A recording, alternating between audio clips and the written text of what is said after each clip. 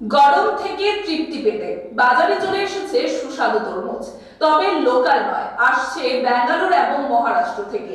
চাহিদা আছে ভালোই, তবে স্বাদ সেই রাজ্যের ফলনের মতো নয়। রাজ্যে তরমুজ চাষ প্রায় হয় না বললেই চলে। ফলে বাধ্য হয়ে দুধের স্বাদ ঘোলে ঘুলে মেটাচ্ছেন রাজ্যবাসী। 20 টাকা থেকে 32 টাকা দরে পাইকারি হারে বিক্রি হচ্ছে তরমুজ। অপরদিকে খুচরো বাজারে বিক্রি হচ্ছে 45 থেকে 50 টাকা দরে। তরমুজ দেখা যাচ্ছে, কোথাকার তরমুজ এগুলো? বাজারে অ্যাকচুয়ালি যে তরমুজগুলো আপনারা এখন দেখছেন সেগুলো আপনার বেঙ্গালুরু থেকে এখানে আসছে। লোকাল তরমুজ কম দেখা যায় কেন এখন?